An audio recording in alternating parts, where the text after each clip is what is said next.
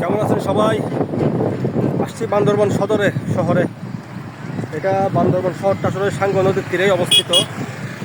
আমি দেখানোর চেষ্টা করি।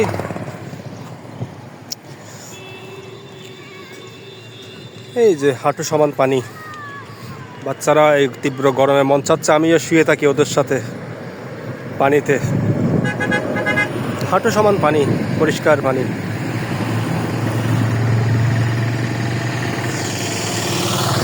এই নদীটা বান্দরবান শহরে অবস্থিত, দেখতে পাচ্ছেন এটা বান্দরবান শহর। এটা সেই ব্রিজ, ট্রাফিক পয়েন্ট ব্রিজ বলে এটাকে।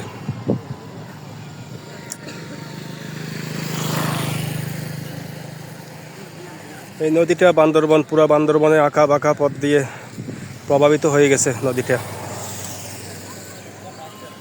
একদম থানচি তিন্দু পর্যন্ত। এদিক সোজা থানচি তিন্দু।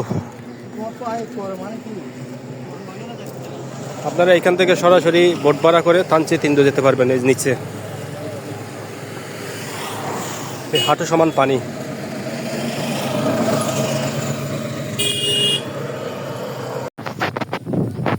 আবারও যাওয়া আসার মাঝপথে বিরতি।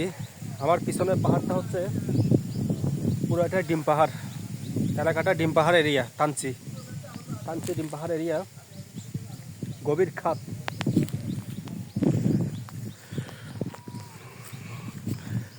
প্রায় 20-25 তলা 30 তলা ভবনের সমান এখান থেকে।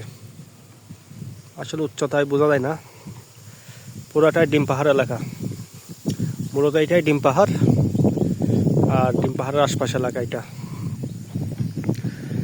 আর এখানে একটা মুরং পাড়া দেখা যাচ্ছে। ওই পাহাড়ের টপ লেভেলে একটা আছে পাড়া, গ্রাম। ক্যাবে ক্যাবে ঘর বাড়ি।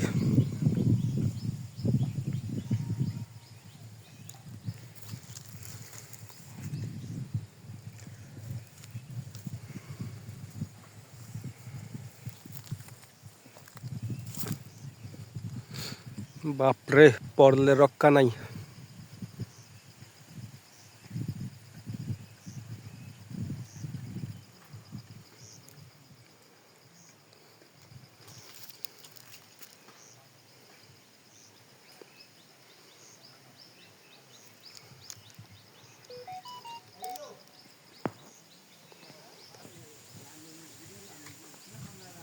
মোরংদের জীবনযাপন দেখেন, অনেক দূর দূরান্ত হেঁটে চলে যাবে। যাওয়া আসার মাঝপথে বিরতি।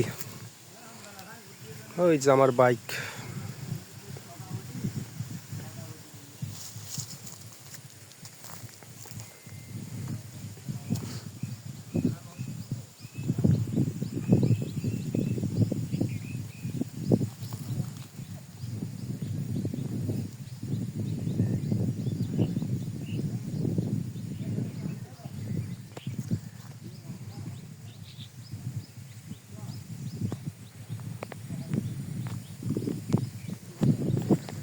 পুরোটাই মেঘ পাহাড়। ওই আমার পিছনের দূরের পাহাড়টা মেঘের ভিতরে থাকে। বর্ষাকাল আসলে এই এলাকাটা মেঘে বেশি থাকে, শুধু সাদা আর সাদা মেঘের কারণে। এইখান থেকে কিছু দেখা যাবে না। শুকনোর মৌসুমে অনেক দূর দূরান্ত দেখা যায়, কিন্তু বর্ষাকালে দেখা যাবে না। বর্ষাকালে সব মেঘ, বড় বড় বিশাল বিশাল মেঘ এখানে আটকে থাকে ওই পাহাড়ের উপরে। ওই পাহাড়টা মেঘের ভিতরে ঢুকে যায়। তো ওই পাহাড় উঠতে গেলে একটু কান ভার লাগে। ডিম পাহাড়ে কান একটু ভার লাগে। কেমন যেন একটু অক্সিজেনের সমস্যা আছে বলে কেমন যেন একটু মনে হয় আর কি। তবে না, পুরাপুরি না। এই আর কি, বর্ষার দিনে আসবেন, সুন্দর লাগবে জায়গাটা। মেঘ পাহাড়, ডিম পাহাড়। ঠিক আছে, যাওয়া যাক। বিরতি শেষ, 25 মিনিট হয়ে গেছে। যাওয়া যাক। ঠিক আছে।